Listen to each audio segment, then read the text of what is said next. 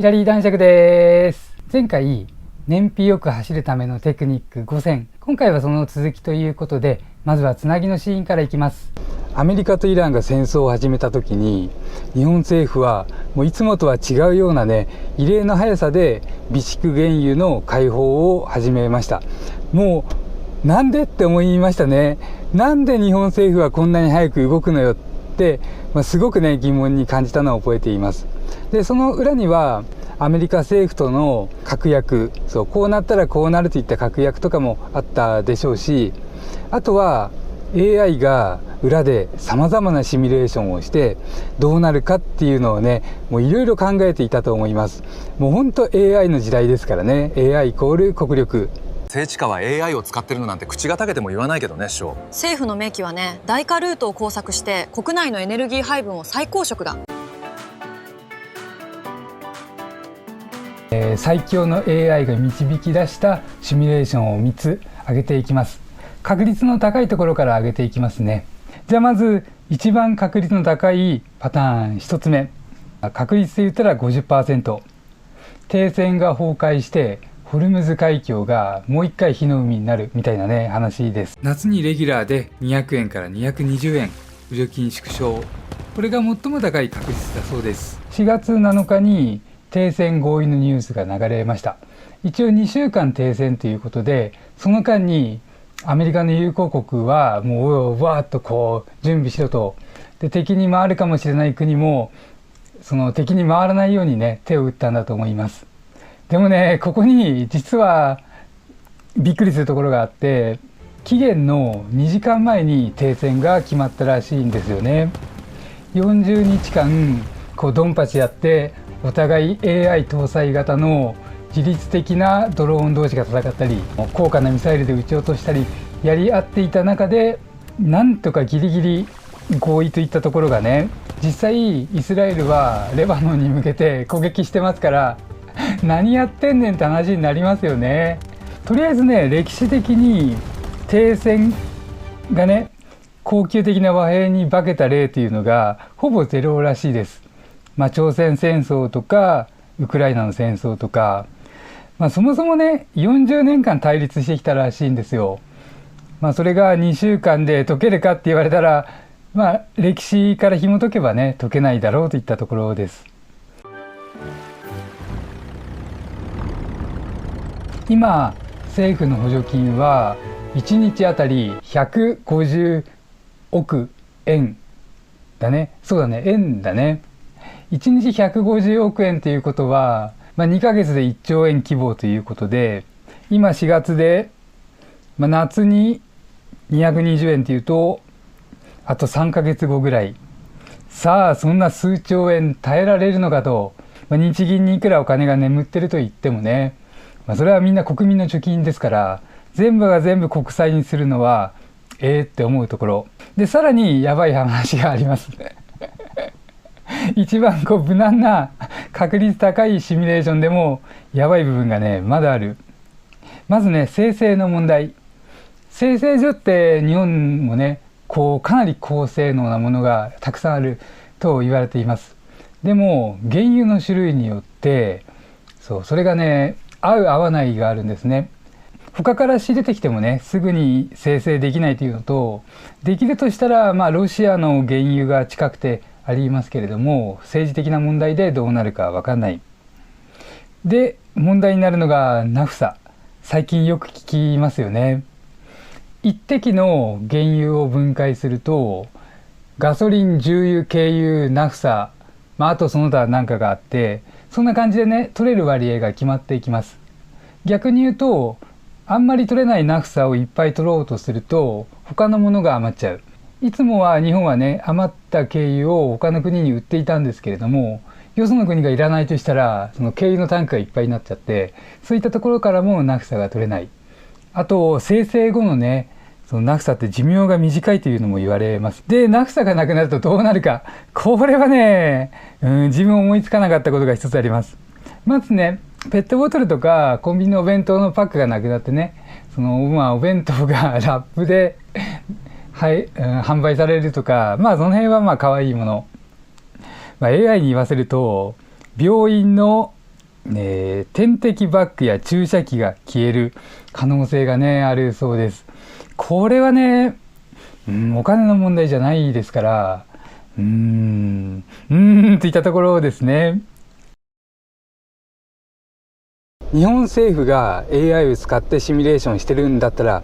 自分も民生用として、一般的にね使える中で最高性能の AI を使って今後をシミュレートしてみたいなんてね思いました。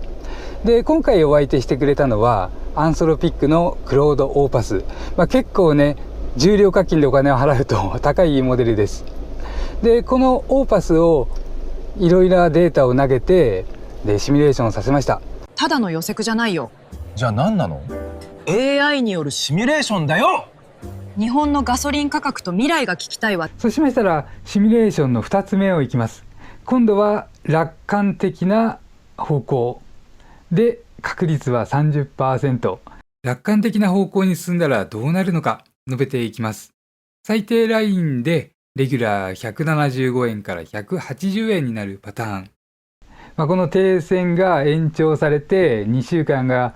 4週間になって8週間になってみたいな感じで停戦に向かう形。トランプはね政治的な遺産、自分がこんなことやったぞっていうのを残したいみたいですし、イランも経済の疲弊が限界、両方がね、この辺にしとこうよと、お互い限界だからさっていうところに行き着いたとすれば戦争は終わる。そう先進国同士の戦いだったら戦闘機が数機落ちたらねもう戦争終わりですけれども、意地と意地になったらねそうはいかないみたいです。でこれが実現した場合、停戦から終戦に向かった場合ですが、この場合ですとレギュラー175円から180円というのが新しい最低ラインになるみたいです。言い換えると160円には戻ることはないっていうことですね。もうこれね何度も AI に聞きました。ちょっとデータを投げてね、これ終戦したら元に戻るんじゃないのって、日本は暫定税率がなくなったばっかりだよみたいなね話しても、過去の例からするとねやっぱり175円はいってしまうと。でその理由は、例えば1973年の第一次オイルショック、禁輸というのがね5ヶ月間で解除された。でもその時金融前の4倍だって4倍に原油の価格が上がったそうなんですね。その1回味を占めたり何か起きたものっていうのは元に戻るどころか、その元に戻ったとしても価格は4倍になったっていう話ですね。で同じことが1979年の第二次オイルショックでも起きたと。構造が変わっちゃうっていうのがね問題なのかな。で今回で言うとホルムズ海峡は封鎖できるというのをね、そう世界というか中東諸国というか、いい人悪い人誰か分かんないけど、とにかく世界が学んでしまった。ホルムズ海峡ってなんで閉鎖できるのと、自分も疑問でね地図を見たりとかしたんですけれども、今出せるかな。もうほんとねこんな感じで狭くなってて、もう中央に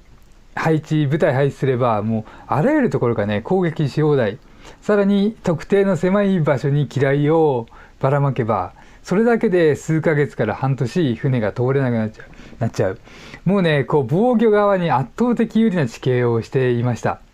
これはねアメリカがもう地域ごとねその全体焼き払う、もう焼き畑作戦やらない限りはねもうどうしようもないような場所に見えましたね。ホルムズ海峡を封鎖するぞってのができるということが分かっちゃったから、その価格がねもうこれからも上乗せされていくっていうのがねありますね。ちょっとね希望を述べさせてほしいです。自分の希望としては、あんまり原油の価格を上げたらね産油国は原油の買い取り手がいなくなります。そう世界のね需要が減っちゃう。代替エネルギーというのはいっぱいありますし、アメリカにも日本にもその他あちこちにねあると言われている。そういった別のエネルギー源に変わっていくということが起きますから、中東諸国は生かさず殺さずというかね、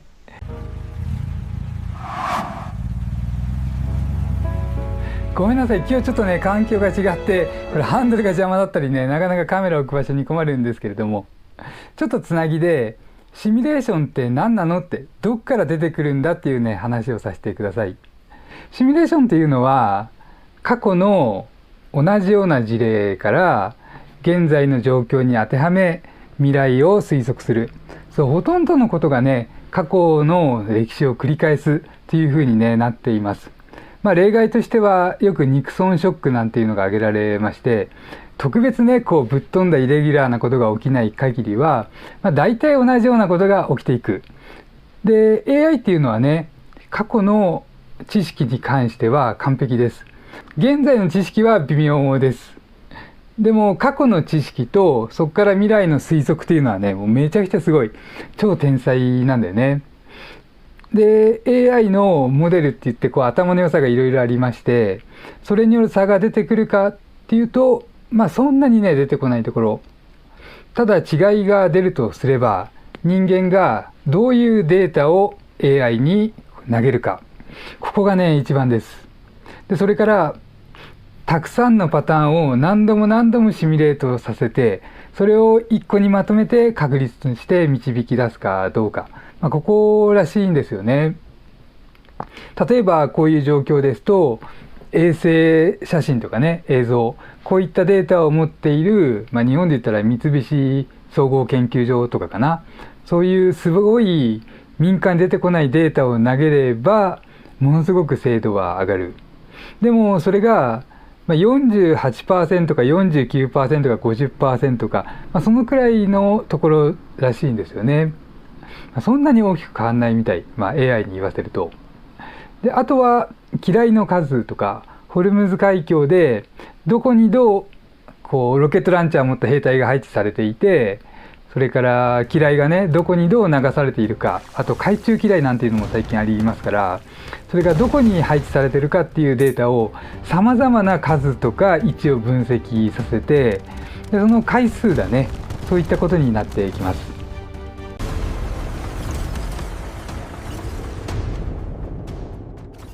そうしましたらシミュレーション3つ目。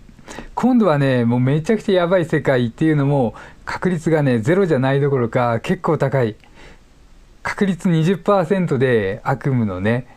こうやってくるかもしれないと。でこの最悪というシナリオが、最後はレギュラーで250円を超えるパターン。普通にありえそうだからたまりません。トランプが攻撃を激化させる。民間のインフラをもう破滅させるぞって言ってるらしいんですよね。でイランはイランでホルムズ海峡をもう嫌いの山にして、一生船が通れなくなるような状況を作ると、お互いトップダウンの強い国家ですともう普通にやりかねない。AI は何から学んでるのかな。トランプを誰に置き換えてねそうシミュレートしてるか気になりますけれども、とりあえずね機雷除去っていうのが湾岸戦争の時からしても数ヶ月から半年かかったそうです。でその時は石油の輸送がね 20% は減ったと。全然通れないわけじゃないっぽいですけれどもね。で日本ですと今のところあと200日分はね原油の備蓄があると、原油かガソリンかいろいろ混ぜてね国家と民間と分けて保存されていて、まだ余裕があると。でもねパニックが起きるとこれは実質的に半分になるそうです。みんなが車にねガソリンをこう満タンにしたら半分で済むのかなっていうところですけれどもね。楽観主義の人はガソリン入れないでしょうから、とりあえず半分で、石油の日本の備蓄が100日を切ったらどうなるか。レギュラーは250円を超えるそうです。だいたい 1.5 倍ぐらいかな、このイランとアメリカの戦争が始まる前のね。でこれを超えるとお金を出しても買えない購入制限なんていうのが出てきて、前に地震の時にちょっとありましたね。でさらに行き着くところは配給制ということになってきてね、燃費がいい車も燃費が悪い車も、鉄くずみたいになってきちゃうと、でこれが日本だけではなくて世界の問題ということで、その石油というか原油をね争う戦争で、その時は AI による調達戦争になるだろうと、最適なルート、最適な価格、それから最適なタイミングで未来がどうなるか、これをねいかに高性能な AI でいち早く正確に導き出せた国が勝つと、で交渉も有利になるっていったところでね、やっぱり AI の力イコール国力イコール発電能力、これがねもう今ね世界の常識、アメリカ一番にして、あと欧州、中東、中国、もうどこでもね AI の力強いですからね。 AI のために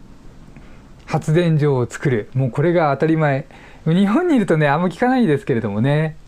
チーム未来が唯一 AI のために発電所を作ろうってやっています。いやー、見てくださいよね、この桜べ。満開で最高っすね。こういう季節はね、まだを全開にしてドライブしたいものだけども、2026年後半から2027年は日本にとって相当しんどい時期になると思います。ただ知ってる人と知らない人で備え方がまるで違う。だからこそこういう動画の価値があると思っています。何に備えるかは AI とシミュレートしてみてください。そんな感じでね、ちょっとおまけというか、今回ちょっと暗い話が多くなったので、ムカつきますよね。自分が何かしたわけではないのにガソリンの価格が上がって、ちょっと前までね買っていた車の価値も激変、もう一気にね EV に舵を切る、そんな感じになって、アメリカのテスラとかがねバーン伸びるかもしれない。頭に来ない話でちょっと終わりにしていきたいなと。スイスフランというのが有事の時には強いです。で有事じゃなくてもここ20年間ぐらいはもうずーっと上がってます。もうタイドル、タイ円、どこを見てもねスイスフランがもうこんなに上がってる。でこれ結局ムカつくか、すいません。やっぱりねスイスもムカつくんですよ。なんでスイスは強くて、なんでスイスは攻められなくて特権があるのか、やっぱりムカつきますね。ごめんなさい、今日ムカつか話ばっかりだ。スイスはね、世界各国の国同士のお金をやり取りする銀行があります。日本で言ったら日銀、その中央銀行がその上にある中央銀行の中央銀行みたいのがスイスにある。加えて世界各国の要人たち、お偉いさんたちがスイスの地下にお金をいっぱい溜め込んでいる。そうした理由からね、スイスっていうのはもう絶対攻められなくて、アメリカでさえそれを取りに行かない、そういう国に、なっています。まとめるとね、そのスイスで各国の銀行同士がお金のやり取りをする場所で、お偉いさんがスイスにお金を貯めてある。でスイスっていうのはすごい豊からしくて、ずっとね日本の平均収入の 1.5 倍ぐらいっていうのを保ってきてて、って思いました。なかなかすごい国ですよね。でそれはただ特権があるからっていうわけではなくて、意外と今もね努力されてるみたいで、AI だね、結構スイスも AI が強いらしくて、結構というかかなりかな、物理的には AI による防御と攻撃のシミュレーションみたいのがすごくよくできていて、で物理的な戦争というのはもう AI の力になってきて、今までの、ちょっとスイスなんて弱いでしょっていう、軍事力のミリタリーバランスじゃ語れなくなってきてる。であとはサイバー攻撃、特別なねスイスの金庫を守る、それは高度な AI の力が必要らしくて、めちゃくちゃすごい AI がアメリカに最近できました。アンソロピックのミソスっていう名前だったかな、そんな名前のね出てきて、それを使うと世界中のいろんなセキュリティがハックできちゃうらしいです。もう悪者に渡ったらねもうすごい大変っていうね、自分たちの生活に置き換えると、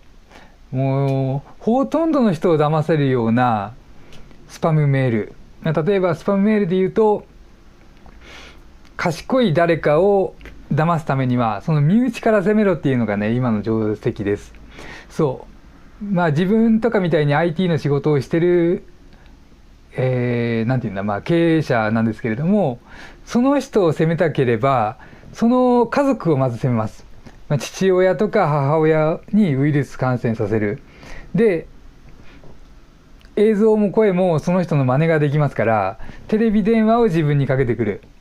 そして自分を口説き落としていく。これがね今のスパムの正体です。でそれをさらにねすごい方法を編み出せる AI っていうのが出てきていて、でスイスはもうそれから守らなきゃいけないっていうね、これ意外とぶっ飛んだね、立場になっています。今日はねちょっとシビアな話というか少しネガティブ寄りな話になってしまいました。でもねこうやってまだシミュレーションしたりもうドライブしたりねすごく今日も無駄だけれども走ってきました。こういったことができていたり AI 使ってシミュレーションできたりまだ余裕があるということです。あとこの日本という国は追い込まれてからが強い。これはね歴史で調べるといろいろ分かります。もうそれこそね AI にこうやってスマホにね